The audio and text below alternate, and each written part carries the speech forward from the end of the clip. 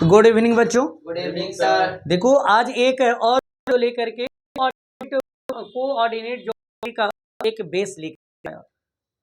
Yes sir. इसमें क्या आपको बताएंगे, आपको दो कोऑर्डिनेट पॉइंट है, ए है ए बी है, राइट। ए हो गया 5 हो गया और ए हो गया -2 5। देखो क्वेश्चन क्या है, सीखने वाले विद्यार्थी क्या करता है, अपने मन से कुछ कुछ रख देता है। जो डिजिट तेरे दिमाग में आए वो सब रख देना, घबराना नहीं कि गलती होगा। गलती जहां होती है वहीं तभी सही होता है, बिन गलती का सही भी नहीं होगा। बात समझ में आया? जैसे कि देखो बिना सोचे समझे मैंने क्या किया, जे मेरे दिमाग में आया डिजिट मैंने रख दिया। अरे बस ऐसे ही आप भी कर दीजिए, जे तुम्हारी मर्जी आता है, इस बटा में रख दो, पॉइंट में रख दो, इंटीजर में रख दो, जैसे ही इच्छा करे सो रख दो, कभी भी गलत मैथ नहीं होगी। अरे बस समझ में? अगर ऐसे हिम्मत उठाओगे तो सुलभ से बनेगा, नहीं उठाओगे तो नहीं बनेगा। अब देखिए एक क्वेश्चन आप लोगों को क्या बताया था, पिछले वीडियो में मैंने बताया था ए और बी कोऑर्डिनेट पॉइंट का, ए और बी का कोऑर्डिनेट पॉइंट ये के बीच में मिड पॉइंट बताया था। लेकिन आज क्या है, बिटवीन वाला बताने जा रहे हैं। उस समय बताया था बिटवीन का मतलब एक बार बोला होगा कोई वीडियो में। अब देखिए बिटवीन का मतलब क्या होता है कि ए और बी के कहीं भी किसी भी जगह पर पी एक कोऑर्डिनेट पॉइंट है। आई बात समझ में? जो ए बी को 2:3 में डिवाइड करती है। आई बात समझ में? एक ए बी जो एक लाइन है, इसमें एक पी कोऑर्डिनेट पॉइंट है।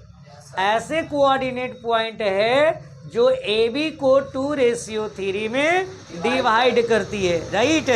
तब कहता है कि पी का कोऑर्डिनेट पॉइंट निकालो। समझ रहे हैं मेरी बात को? क्या निकालनी है? पी का कोऑर्डिनेट पॉइंट निकालनी है। जब मिड पॉइंट था तो सिखा दिया था कि x1 x2 को जोड़ करके हाफ कर दो, लेकिन यहाँ तो मिड पॉइंट ये है नहीं, यहाँ क्या है? बिटवीन। जब बिटवीन रहेगा तब कैसे रहेगा? इसकी एक फॉर्मूला है, ध्यान से देखो। एक फॉर्मूला होता है m x2 प्लस x1, ठीक है, y m प्लस m। मैं बताता हूँ ये है दरअसल क्या, m2 plus n1 y m plus n। समझ रहे हैं मेरी बात को? देखिए दरअसल जो रेशियो में होता है इसको हम m और इसको n से इंडिकेट करते हैं, राइट। जैसे m बराबर हो गया कितना मेरा 2 और n बराबर मेरा ये कितना हो गया 3। समझ रहे हैं? बाकी इसको तो हम लोग x1 कहते थे, ये तो आप जानवे करते हैं। इसको y1 कहते हैं, ये भी जानता है।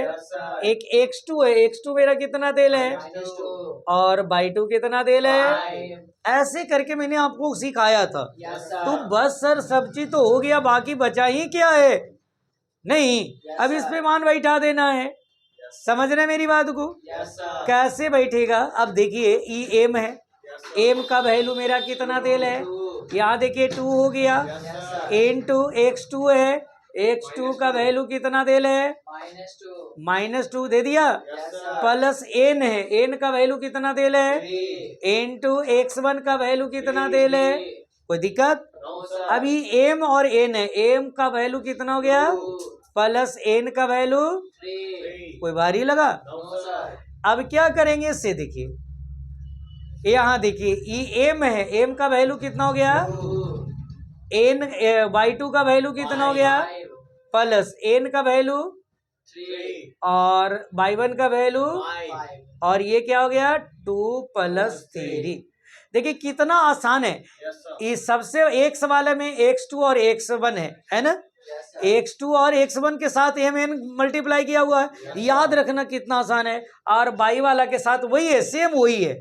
शुरू करना है y2 से, x2 से, x2 है x1, y2 है y1 है, नहीं।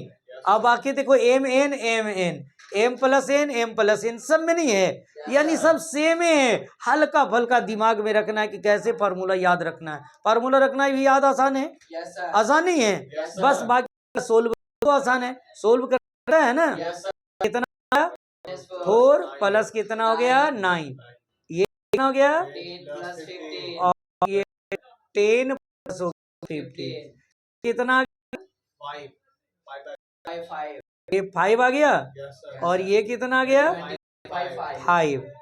देखो 5 से 5 कट गया तो 1 हो गया और ये आ गया 5 5 जा, देख गया, यानी ये कितना आराम से निकल गया। फिर निकालने में कोई नहीं लगा क्या?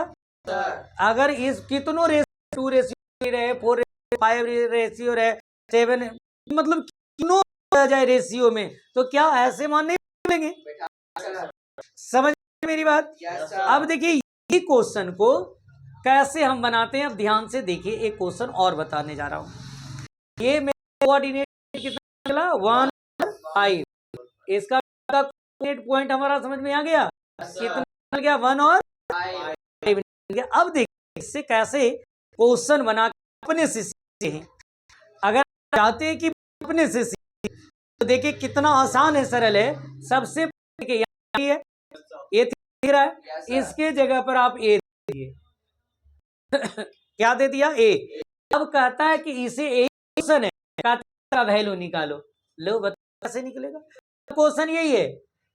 ये कोऑर्डिनेट पॉइंट भी अब दिया हुआ है, ये निकलना है और निकलेगा कैसे। अब क्या करना है से देखिए। सबसे पहले एक के साथ क्या पढ़ा था, m2 plus n x1 plus n आप था पढ़ा था। तो ऐसे करके क्या निकला था, ऐसे करके देखो x वाला नहीं निकलेगा। x का वैल्यू है तो x के बारे में कितना निकल के आया था 1, तो यहाँ 1 रख दिया, कोई प्रॉब्लम है। अब देखिए इसका मान बैठाइए, कितना आराम से निकल जाएगा। m है, m को हमने इसको बोला था कि m और n समझना, तो m के जगह पर मेरा कितना हो गया 2 इंटू x2। x2 मेरा कौन था -2 था, n बताया था। ये n है, n कितना दिया हुआ है मेरा 3 इंटू x1, x1 कितना है a, और m प्लस n के जगह पर कितना हो गया 2+3। हमें विश्वास है यहाँ तक समझ में आ रहा होगा क्या। अब देखिए इसको हम लोग 3 या 2 5 नहीं करेंगे, ये कितना 2 जा -4 प्लस 3 इक्वल टू हो गया 100। क्रॉस मल्टीप्लाई करेंगे कितना हो गया -4 plus 3, yes 3a equal to कितना हो गया 5 प्लस 4, 3a इक्वल टू हो गया 9, a इक्वल टू कितना हो गया 3, a इक्वल टू 3। यहाँ 3 था कि नहीं था उस समय, यहाँ मेरा क्वेश्चन कितना था 3। आप सब भी ऐसे ही बना बना करके सीखोगे, आ रही बात समझ में। अगर भाई देवे अब देखो यही क्वेश्चन को अब इसके जगह पर आपने बी रख दो और कहो कि बी का वैल्यू निकालो जी, क्या निकालना है बी का वैल्यू निकालो जी। तो बी का वैल्यू कैसे निकालना है, उसने तो ए निकालने के लिए बताया, अब बी निकालना है। समझे मेरी बात को। तो बी किसके पर है, के जगह पर, तो बाई वाला फॉर्मूला लागू करो, m/2 plus n/1 by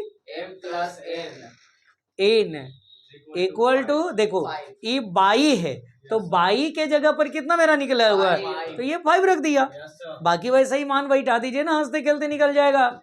m के जगह पर कितना हो गया 2 इंटू बाई टू के जगह पर कितना मेरा है प्लस n के जगह पर मेरा कितना है इंटू बाई 1 के जगह पर b, बाई कितना हो गया 2 प्लस 3 इक्वल टू 5।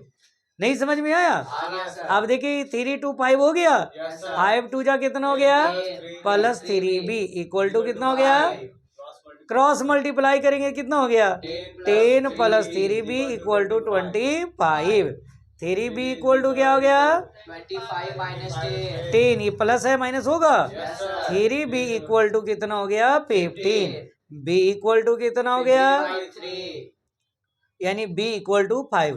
उस समय यहाँ 5 था कि नहीं है, यानी हमें विश्वास ऐसा लग रहा है कि इसमें से कुछ भी निकालना रहे चाहे x1 निकालना रहेगा, आराम से निकाल लोगे। Yes, sir. x2 निकालना रहेगा, निकाल लेगा। Yes, sir. है नहीं, y1 निकालना रहेगा, निकाल लोगे। Yes, sir. y2 निकाल लोगे। Yes, sir. m निकालना रहेगा तब। निकाल जाएगा सर। अगर कभी बाई द वे क्वेश्चन ए में निकालना रहेगा, ए ने निकालना रहेगा, तो इसी प्रकार के फार्मूला का प्रयोग करके बना लोगे। Yes, sir. कोई प्रॉब्लम, दुख, तकलीफ, कठिनाई, समस्या है No, sir. तो हमें विश्वास है कि कोऑर्डिनेट पॉइंट है मोस्टली जरूर समझ में आया होगा। Yes, sir. अगर इतना समझ में आया तो आपके चैप्टर आसान बन जाएगा।